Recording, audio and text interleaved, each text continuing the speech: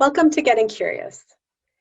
In this video, you will hear from Heidi Unruh, an alumnus of Wheaton College and Palmer Seminary who has been equipping congregations for community ministry for over 20 years as a trainer, writer, consultant, and ministry coach. Heidi's mission is to support God's people in living out their calling to love their neighbors. In this video, Heidi shares how Getting Curious can help energize and enrich our caring, and how a 3D wonder process invites us to grow by asking and speaking the truth in love. Consider the following questions while watching this video. How does having a position of curiosity affect your relationship with the neighboring family you are walking alongside in Bridge of Hope? How would embracing the 3D wonder process affect your experience as a neighboring volunteer? Enjoy. One of the things that this picture reminds us is that there's a lot going on. There's no way to tell just by looking at all the characters everything that's going on. And also it's possible to look at somebody and have different interpretations of what their role at the table is. So when I look at the rabbit, I see somebody who's disconnected and apathetic, and you saw calming influence. Some people might see Alice as being bossy, others as kind of holding it together. That's one of the reasons why we need this gift and skill of curiosity, because we are always part of a story that we are interacting with. So there's two levels of mindfulness. One is being mindful of our own place in the story, and the other is to be mindful of where other people see themselves in the story, which we can only get reliable information on by being curious and intentional about being curious in our interactions. So this is something I did not know, that the word curious comes from the Latin root meaning care. So care and curious have the same root. And care goes hand in hand with feeling overwhelmed, confused, anxious, critical. Could see some of those emotions written in that picture we just looked at. And probably if I were to ask you, have you, kind of a show of hands, have you felt any one of these feelings over the last month, last week, maybe last day? I know I have certainly felt many of these. And so the care goes hand in, there is no way to provide authentic caring without experiencing these feelings. So if you are feeling these feelings, it's an affirmation that you are indeed caring. It's also a given that you are going to be encountering people who are experiencing these same feelings. And sometimes you may even be what they claim to be the trigger for those feelings. So it's impossible to be in the caring business without interacting with people, and it's impossible to interact with people without being in this patina of feelings. Like, we know about the biodome of bacteria. We live in a biodome of these kinds of emotions and experiences. So what I am going to propose is taking a posture of appreciative curiosity. We are cat lovers in our house, so this is the picture that speaks to me about appreciative curiosity. And that these negative experiences are a signal that there's something worth discovering. If you're doing anything worth doing, you're going to be triggering these negative experiences. And when you experience them, it's saying to you, there's information out here that is worth getting. Specifically, I want to talk about discovery in three categories. We'll look at discovering information, interpretations, and inspiration. And talk about, in any event, there is data, there is factual information, there's interpretations, it's what we make of what's happening at that moment, and there's motivation. So we can talk about information as story, being curious about what has happened, what's brought us to this point, what's the backstory. Interpretations, experience, that is the subjective perspective on what's happening. And as we've talked about, and as you well know, for every experience, there are as many interpretations as there are people in the room, and then some. And then the third area that we are curious about is motivation. Everybody brings a purpose. Everybody is driving somewhere beyond the moment. So the kind of area that I want to address is these arenas of care that lead to difficult emotions, or both in yourself and others, difficult situations in which the gathering of information, interpretations, and inspiration can help you care better. So information, looking at story, kinds of questions that get at this are questions like, what happened? How did you, or what have you experienced? Or what have you done? What steps have you taken? What was it like when? Tell a story about. The other arena that's worth discovering, we talk about interpretations. And this may or may not be something that nonprofit case management gets into. Now, I know that Bridge of Hope goes deeper with people, it has a more relational dynamic, which is one of the things I love about it. But um, in many nonprofit situations, in many caring circles, they don't get past the story, but important to get to the experience. So what's going on with you in this arena? Instead of just checking off, like, what are your finances? What's going on with your finances? Talk to me about your experiences with money. What's it like to not know where you're going to live next month? How is your stress level? I happen to be a T on the Myers-Briggs. So my first initial instinct is to say, what do you think about? Others who are Fs, like my husband, might be more likely to say, how do you feel about? So, but getting the other person's perception. So this is your situation. How do you feel about this? This is a solution that we're proposing. What do you think about this solution? What does it mean to you that you're spending this % of your income on? So here's an example. A church was helping a family that was continually generational poverty, continually in debt, and the mom and dad were both heavy smokers. And so, of course, the first response was, if they stopped smoking, then they could save all this money, and then they wouldn't have to ask the church for so much help. But the question that is raised here is, that was never raised, was, what does smoking mean to you? What does this do for you? What do you like? Kind of assuming that they've never thought the calculus of money, but what have you learned about from past experience you can apply today? And then the third area being inspiration, being curious about what people's motivation is. What do you want? Such a powerful question. That's a Jesus question. What do you want me to do for you?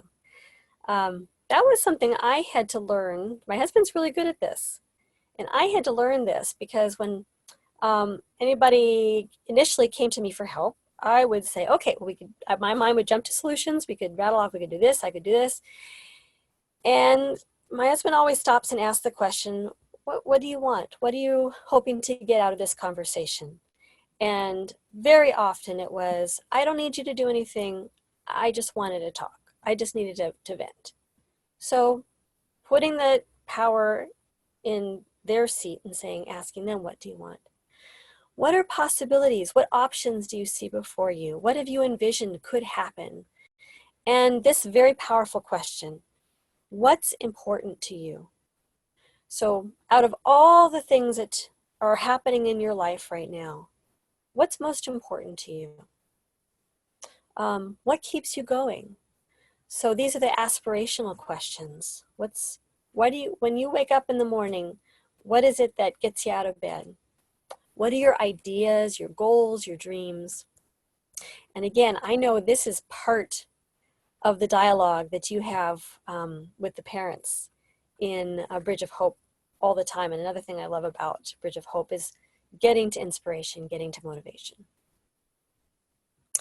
I think, though, I'm wondering, one of the things I'm curious about is whether we take the same focus and emphasis on discovering motivation and purpose and having these kind of relational conversations that I know people or volunteers are trained to do in the Bridge of Hope circles. I'm wondering if those same questions are used and applied in dialoguing with other staff and dialoguing with volunteers at all levels, or even questions that you ask of yourselves. So that would be a curious question that I would have. So going back to the summary, what happened, what's happening, and what do you happen is the basis for asking curious questions. Just want to point one thing out here, and that is going back to, I'm going to ask you a question, so be prepared to unmute. Going back to the idea that the root of curious is kura, C-U-R-A, what other words come from that root that you can think of? So that gets to the dilemma of all caregivers, which is being torn between wanting, in a caring position, wanting to cure, and always having that tension between wanting to empower and wanting to cure. And curiosity, to me, occupies that space between being relational with people and wanting to strive to fix them. I want to talk now about this curiosity creed. So this gets at some of the story that I just told, kind of as a good segue to this first principle. And, I do feel like I'm preaching to the choir because, again, I just have such admiration for Bridge of Hope and the work that you do. So please forgive me if I'm saying things that just sound obvious, and we'll just say we're recording them for posterity, right? But one of those obvious things is assume that you don't have the answers before you ask. You ask questions because you want to know. And you want to know because you know that you don't know.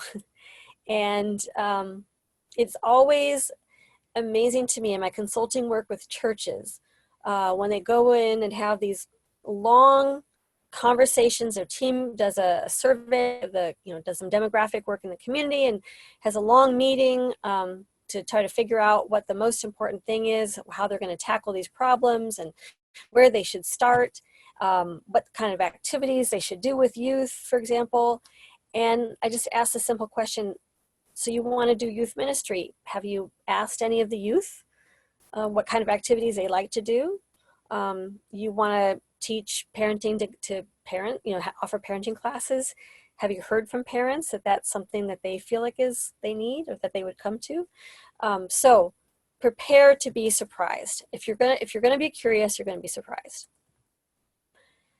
To truly embrace an attitude of curiosity means you begin to question things in your life and the world around you. So the willingness to be curious is the willingness to not take for granted things that you thought you knew, and to have no attachment to the answer. So to have an attitude of curiosity with no attachment to the answer means that you don't feel like your professional credentials or your caring for the family is at stake if they don't answer the way that you expect them to. You allow them to have ownership of what the things that they care about. And that leads to creed point number 2, which is to stay open to new information, whatever it is. Oftentimes run into this struggle that if we ask the question of people, for example, talk to me about your smoking. What does smoking mean to you? Why is it important to you? Why are you willing to put, what is it about smoking that's so important to you that you're willing to jeopardize your rent for this?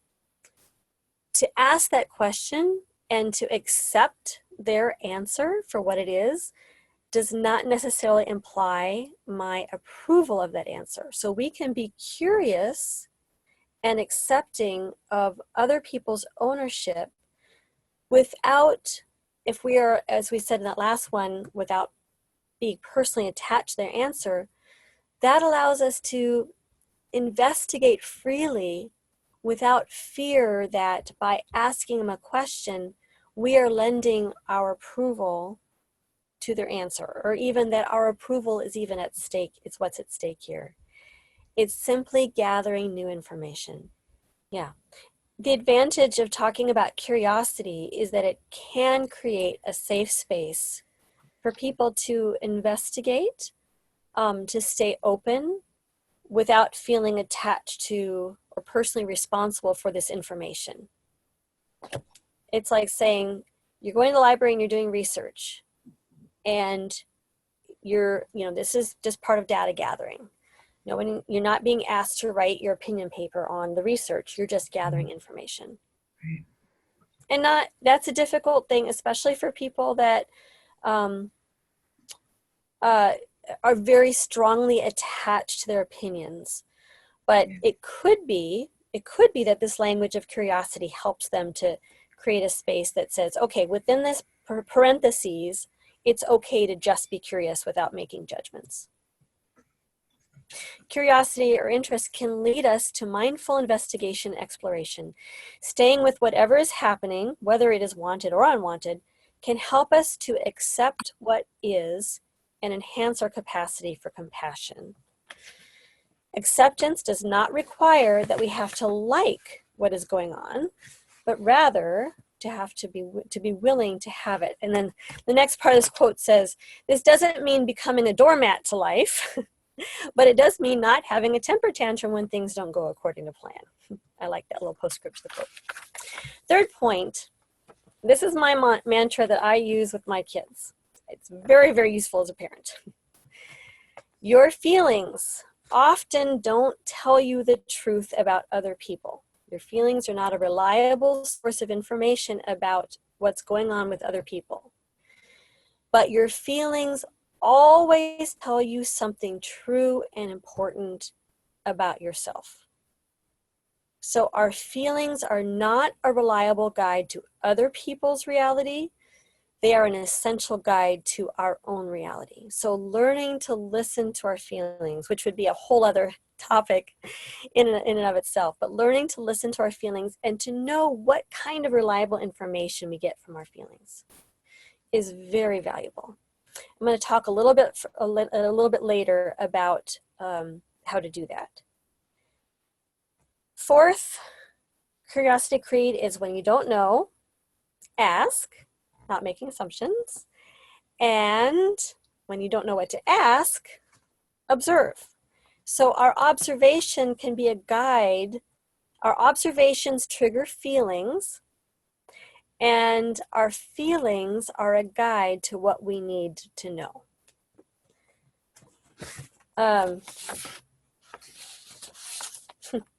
So I just want to stay on this point a little bit. So with sibling rivalry, here's an example for feelings not being reliable. Siblings, if any of you have brothers or sisters, not only child, or have kids and more than one child, then you've probably heard, it's not fair because you let them do this. You like them more than me. You let them get away with more than me. Anybody heard that before? So what I say this with my kids is those feelings are valid. It's valid that they're giving you information that you don't feel like you're getting enough attention. You don't feel, you feel like life is sometimes unfair. Those are valid feelings. However, it is not a reliable guide to whether your brother or sister actually gets more privileges than you or actually gets treated better than you. So,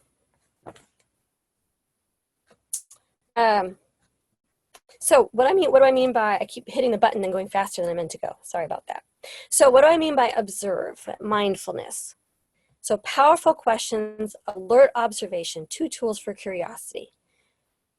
So when you're looking for what to observe as a trigger for what to ask, what to be curious about, you're looking for something you don't understand, something that generates strong feelings, either positive or negative, in either you or others. So for example, you're having a conversation and all of a sudden somebody just totally overreacts in your mind to what you've said. That is an observation that could lead to a curious question. Something that makes you go, So for a volunteer, I work with an organization called Care Portal. I don't know if you have that, but volunteers might be delivering a bed to a family that needs a new mattress or needs a bed, and they see when they deliver the mattress that the family has a big screen TV, and so they're going, why is it what? So that would be an observation that instead of triggering a judgment immediately, we can learn for observations to trigger a question. Other observations, things that are changing rapidly, or when things appear to be stuck, when nothing is changing. Or if you see something that triggers joy in you. So there's something that you really enjoy and you want to learn more about and get more involved about. So those are the kinds of observations that would lead you to ask questions. We talk about discovery in 3 dimensions. So we talked about the arena for discovery being information, investigation, inspiration, or story, interpretation, experience, motivation. Now I want to talk about the 3D discovery. So as we are asking questions, we are asking questions in 3 layers or 3 dimensions. We're asking, I wonder what's going on with them, the other people, or the situation. What's going on with me, and how is God present here? So these then, as you focus on what's going on with them, these are questions that you probably ask all the time or are aware of. And going back to our 3-part rubric, looking at story and current experience, questions like getting beyond the kind of obvious, like what's happening, data gathering. A really helpful question can be, what do you want others to understand about what it's like for you now? What do you think or feel, or how do you interpret this situation? And what in your life story is important to you? So that's a good question, because often when we're gathering information, we're focused on the problem. We're focused on what got you into the mess that you're in. But to ask somebody, what are the parts of your life story that are most meaningful to you, can be an additional source of insight. And these are questions to ask of volunteers as well. It's important to get their interpretation and to know their backstory too. The motivation questions, what matters most to you right now? What do you want, and what do you need, and how do you tell the difference? And then that generative question, what do you want your life to be like, that we talked about. More mindful and more intentionality is required for this area of what's going on with me. Because I think sometimes we make a virtue out of putting ourself on the back shelf. And we kind of think we have to put ourself aside in order to focus on the other person. And to an extent, that's true. But I don't think it applies to being curious, because if we're not curious, then we're not getting accurate information about ourselves. And if we're not getting accurate information about ourselves, then it's quite possible that we're projecting our own thoughts onto others. So we may be taking our feelings as a read without looking at them critically. We may be reading into our feelings, our interpretation, as a reliable guide to what's going on with other people. So it takes some intentionality to sort that out, as you pointed out, Sarah. So some questions that we could ask, some curious questions. Put a name to my reaction. So when I work with the kids at Circles of Hope, we have our little session of, we start every day, every session with happy, sad, worried, mad, just to give the kids practice in naming their feelings. So name your reaction, and just that little mental check on, this is, yes, I'm here, I am a body, I am an emotional being, and this is how I'm feeling, can be very valuable. You don't have to say it out loud. Sometimes not helpful, sometimes it is, but just to be able to name it is important. Secondly, to identify the voices in my head.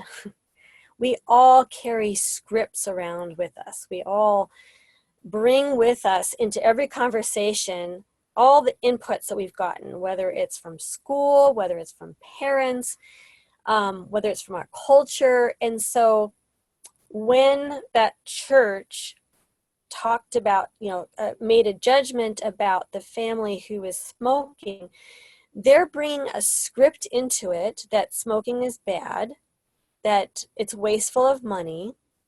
And so just to be able to identify, okay, this script comes from this. It's not a judgment on how right or wrong that script is, but I think it's important to be able to identify, yeah, this is coming from my church. This is the sermon I heard last week about this. This is coming from this is baggage I inherited from my parents, and maybe it's not so helpful right now. Can I get an amen on that, on the importance of knowing scripts? And then also what past experiences are present now. And that gets into triggers. So being able to identify, if I'm talking with somebody who is a victim of trauma, and I myself have lived through a similar trauma, I need to be aware of that so I can take care of me and not bring my trauma into their experience. Motivation, to understand our underlying values. Our values are what we protect and what we pursue. So when we're in an engagement, in a caring relationship, we're doing it for a reason. We want something out of that, and it's no shame in admitting that. So sometimes there's a tension between, do we want to be present with somebody, or are we trying to fix them? Are we putting a value on efficacy and efficiency, or are we putting a value on relationships? And that is to say that our values are almost always going to be in conflict with each other. We're almost always going to want two things that can't coexist at the same time. Being able to name that in a conversation, be intentional about it, is important to ourselves. That gets into asking the question, what do I want? And what do I need? And how do I tell the difference between those two? What's the future story I'm hoping for? And then the third arena of wonder is asking, for us as Christians, we say, how is God present here? So that's tracing the path of how God has been present in all that's happened to this point. We need to remind ourselves of that often, to make ourselves little altars, as we see the stories in the Old Testament that lay your rock down to remind yourself that yes, God was here. The gospel is good news. So what is the good news of God in this situation? But sometimes, as we're talking about truth, what truth might feel like bad news to ourselves or others. So John 1:14, Jesus came from the Father full of grace and truth. So grace often feels like the good news, and truth often feels like the bad news. But Jesus came full of both. And so to see where God is present and incarnational in the situation, we need to look for both grace and truth. What can feel like good news to me might feel like bad news to others. To look at our motivation, what is God's motivation? What is most important to God in this situation? God, I wonder, what do you care about? And how do I get back in touch with what's most important to God? And I don't know, whenever I answer that question about what does God want, it's Micah 6:8 always comes to mind. He has shown you what is good, but to do justly, love mercy, walk humbly with God. So if that's what God wants, I wonder, how is that being expressed? Justice, mercy, walking humbly. How is God inviting me into that future story? I would like to just close in with this prayer. May we speak and ask the truth in love, growing in every way more and more like Christ. Blessings on you and your work, and in standing in the gap for families